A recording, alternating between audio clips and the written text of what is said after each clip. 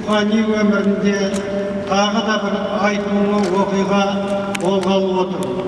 Ол елбасымыз Нұрсұлтан Әбішұлы Назарбаевтың өмір өткелдері деп аталатын кітабының жарық көруі.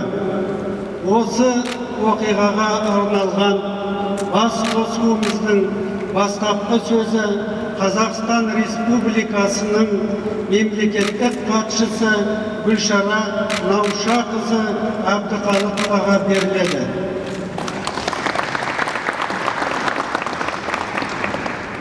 Құрметті қауым, тәуелсіз еліміздің тұңғыш президенті әлемдік деңгейдегі біртуар тұлға елбасы Нұрсұлтан Әбішұлы Назарбаевтың тарихи еңбегі жайлы жазылған шығармалар қатары бүгін мазмұны терең жаңа туындымен толып отыр. Өмір өткелдер атты кітап ел президентінің Егемен Қазақстан газетінің бірінші басшысы, қоғам қайраткері Сауытбек Абдрахманұлына соңғы жылдары берген сұхбаттарының топтамасы ретінде жарық көрді. Нұрсұлтан Әбішұлы Назарбаевтың өмірбаяндық жолы алғаш рет өзінің әділеттің ақ жолы атты кітап арқылы берілгенін білеміз. Қазақстан президенті сол кітаптан бері жарыққа шығарған кітаптардың барлығын елдің стратегиялық даму бағыттарының жекелеген тақырыптарына арнап отырғаны мәлім. Сондықтан өмір өткелдері мемлекет басшысының тәуелсіздік алған 1991 жылдан кейін өз туралы әңгімелеген екінші кітабы деуге болады. Осындай кітап дайындау жөніндегі идеяны ұсынған, менің айтқан әңгімелерімді қағазға көңілдегідей етіп түсіре білген, орынды, білікті сұрақтар мен тақырыпты жақсырақ ашуға септесіп отырған сұхбаттасушыма, көрнекті журналист, тәуелсіздіктің алғашқы күндерінен бергі сенімді серіктерімнің бірі Сауытбек Абдрахмановқа бірлесе атқарған жұмысы үшін разылығымды білдіруді парыз санаймын депті елбасы кітабының алғы сөзінде. Сауытбек, құттықтаймын шырағым, бұл үлкен баға. Өмір өткелдерін жазысуға, ондағы айтылатын әңгімелердің көбін көзімен көрген кісінің Сауытбектей көшелі азаматтың атсалысқанын кітаптың айтарлықтай үлкен табыстардың бірі деп ойлаймын. Журналист автордың кітабын байыта ажарландыра түскен.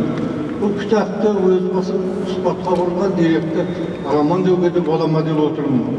Өте тартымды, ғибратты, қызығып оқисың.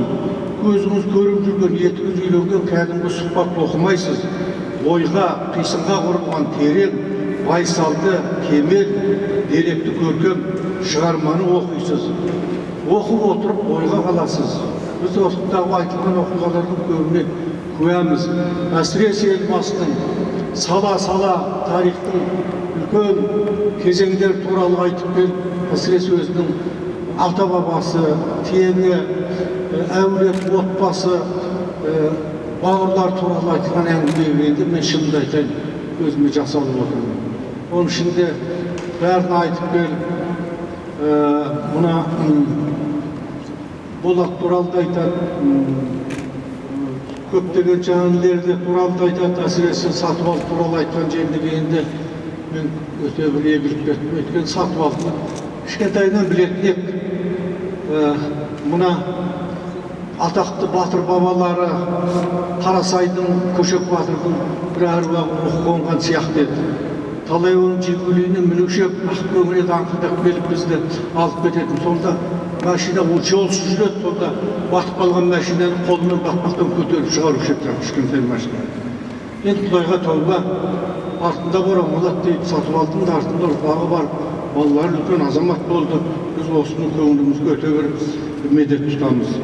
Өмір жолы шым-шытырық, шытырман оқиғалармен өріліп жатқан ауылдың баласынан ұлы даланың данасына айналған кісімен сұхбаттасу, оның бәрін жүйелеп тұтас кітапқа айналдыру әрине оңай емес. Оған таза жүрек, биік өре керек еді, табанды еңбек, төзім, шыдам керек еді. Оның өзі де үлкен ойдың адамы болуға керек еді. Осының бәрін мен осы елбасы айтып отырғандай Сауытбектің бойынан таныдым. Бұл мен тек қана өмірбаян немесе өмірбаян туралы осы сұхбат емес. ол оқушының алдына жайылған өте тағылымы мол өмір философиясы дер едім. Өйткені президенттің айтқан әрбір сөзінде, осы сөздің әрбір иірімінде жан дүниеңді қозғайтын терең толғаныш жатыр, терең ой жатыр.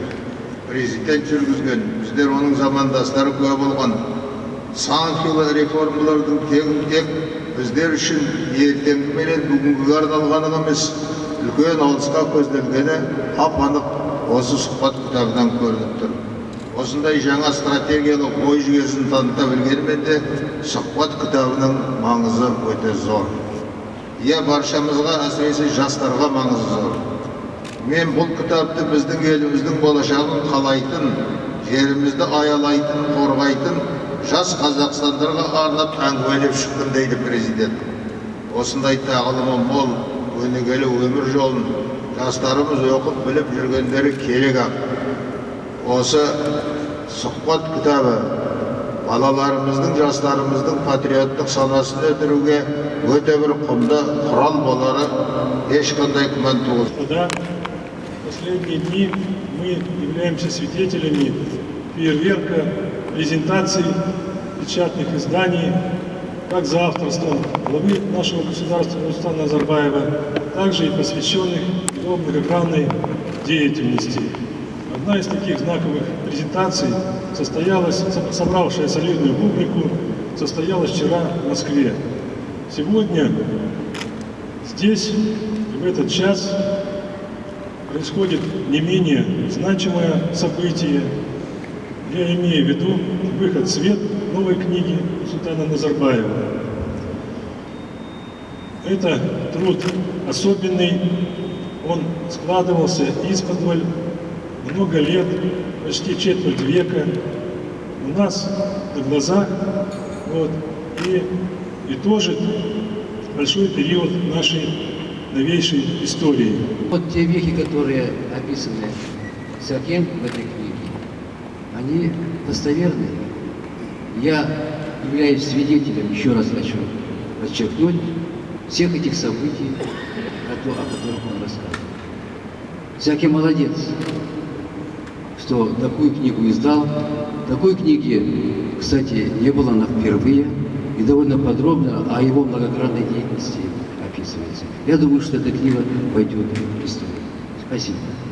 Мен президентке записка түсіріп, осы қиын еңбекті өз аузыңызбен айтып шығуыңыз керек. Қазіргі жастар осы әуезов жылдарындағы еңбектің қандай ауыртпашылыққа түскенін түсіну керек, сезіну керек дегенім сол еді. Және менің қаламгерлік уақытым, жаңа Александр Юрьевич әдемі айтты, звездный час деп, бүгінгі жұлдызды сағатындағы айтатыным, менің қаламгерлік уақытым осы идеяны президентке айтқаным, және ең бастысы президенттің осы идеяны қолдағандығы, осы әңгімеге келіскендігі. Осы арада сөздің ретін келтіріп, мемлекеттік хатшы Гүлшара Наушақызына, Мырзекеңе, Кенжекеңе, Төкеңе, жаңа әріптесім Александр Юрьевич Тараповқа, бәріңізге осы елбасының кітабы жөнінде әңгімелерге қатысты өте үлкен рахметімді айтқым келеді. Әңгіменің басында жаңа Махмұт Базарқұлдың сөзіне байланысты бір мәселенің басын ашып айтқым келеді. Бұл кітап бастан аяқ елбасының еңбегі. Журналистің жұмысы тақырыпқа дайындалып бару, тиісті сұрақтар қою, тиісті жауапты алып, оны қағазға сауатты жүйелі түсіру. Одан кейінгі жұмыс ең ауыр, ең жауапты жұмыс ол президенттің тарапынан атқарылған жұмыс. Маған мынау кітапханаға болашақ экспонаттар керек болса, мен 3 бетін алып шығар едім, мен сіздерге алып көрсетейін. Әр қатарына тұрған 3 бет. Міне қалай редакцияланады. Редакцияланып тұрмақ, бұрын оны жаратпай қайттан жазады. Міне елбасының қолымен, барлығы жөнімен, жүйемен, әңгімесін тыңдап отырған кезде адамның памяты, жады осындай мықты болады екен ғой. Адам өзінің ойын осынша жүйелі айта алады екен ғой.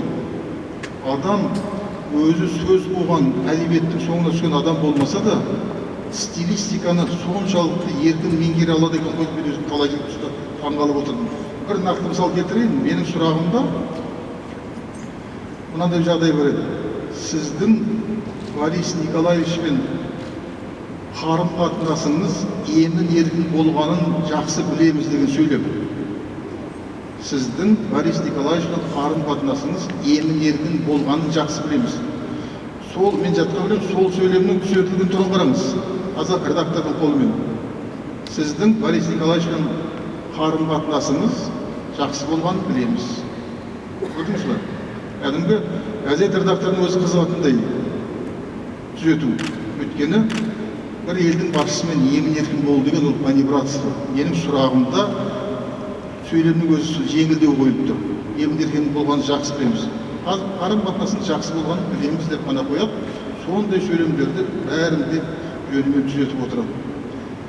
Сондықтан да біз елбасына байланысты бұрын да айтқанбыз, тағы да айтамыз. Бұл сөздерді мен уақытында айтқым келеді. Президент туралы сөз елбасының өзінен бұрын елдің өзіне керек. Келешегіміз үшін керек.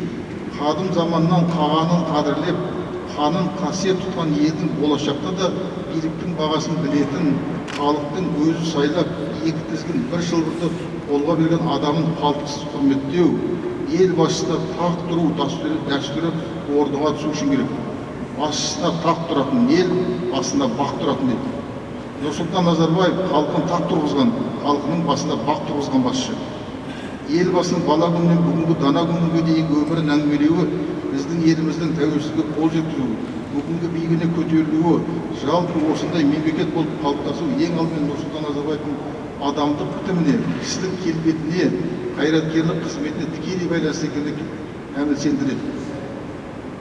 Мемлекеттің осылай қалыптасуының үлкен факторларының біреуі тарихтың тар кезінде біздің бағымызға, саясаттың сахнасына Нұрсұлтан Назарбаевты алып шыққаны десек, Нұрсұлтан Назарбаевтың кемел ақылы десек, көсемдігі десек, шешендігі десек, білімі, қажыр-қайраты десек, солардың ең алдында тұрған үлкен бір фактор Нұрсұлтан Назарбаевтың жақсы адам екендігі, ізгі жүректі адам екендігі. Сол ізгі жүрек, сол жақсы қасиеттер біздің елімізді осындай етіп қалыптастырып отыр. Оның сыртында өмір бойы көріп келе жатқан өнегесі, халықтан көрген өнегесі, ата-анасынан көрген өнегесі, ұстаздардан көрген өнегесі, сол өнегелерді көре жүріп, өзі де өмірі өнегеге айналғандығы. Нұрсұлтан Әбішұлының бүкіл өмірі жолы өнеге мектебі, халық қайдарда қанудың, ұлттың жанын танудың өнегесі, ата-ананы ардақтаудың, ұстаздарды, достарды қастерлеудің өнегесі, қаршадайынан ауыр жұмыспен шыңдалған еңбекқорлықтың өнегесі, алдан шыққан кітап иесінің өз сөзін айтқанда заман қойған, қоғам қойған, адам қойған кедергіде еңсерудің өнегесі, қайтпас қайсар қажырлықтың өнегесі, сын сағатта сыр бермейтін сарабдалдықтың, салқын сабырдың өнегесі, елінің бағы жолында тарихтың қандай тәуекеліне тайынбайтын табандылықтың өнегесі, алыстан ойлаудың, болашақты болжайтын кемеңгерліктің өнегесі. Халықтың тарихи тағдырын бір ғана адамның айқындай алатынына біз Назарбаев феномен арқылы анық көз жеткіземіз. Нұрсұлтан Әбішұлымен сұхбат құрған сағаттар менің адам ретіндегі де, журналист ретіндегі бақытты сәттерім. Елбасының қайран қалдыралды жады, ойлау жүйесінің беріктігі, ойын анықта қанық етіп жеткізетін әрі қарапайым, әрі құнарлы тілі, ауызша айтқан әңгімелерін қағазда түсіріп бергеннен кейінгі мұқияттылығы, талапшылдығы мен үшін үлкен өмір мектебі болды. Осы сұхбатқа дейінгі менің жазу өнерім оншалықты өзгеше болмаған шығар, бірақ осы сұхбат кітабын дайындаған жылдарда мен өзім де қаламгер ретінде кәдімгідей өстім деп айтамын, айтуға тиіспін, және ол үшін ең алдымен президентке қарыздармын. Айтады. Біз жалпы рахметімізді айтамыз. Енді елбасының еңбегін зерттеу, ең біріншіден ол тарихты зерттеу, сонымен қатар қазіргі егеменді Қазақстанның қалай өсіп өрлеуін зерттеу деп білеміз. Ал бұл зерттеулер енді жаңа үлкен идея, мәңгілік ел идеясын әрі қарай жүзеге асыруға бір құрал болып табылады. Сондықтан тағы да баршаңызға үлкен рахмет айтып, еліміздің егемендігі тұғыры биік болсын. Алда мына қала күні келе жатыр. Баршаңызды қала күнімен шын жүректен құттықтап, табыс денсаулық тілеймін. Рахмет.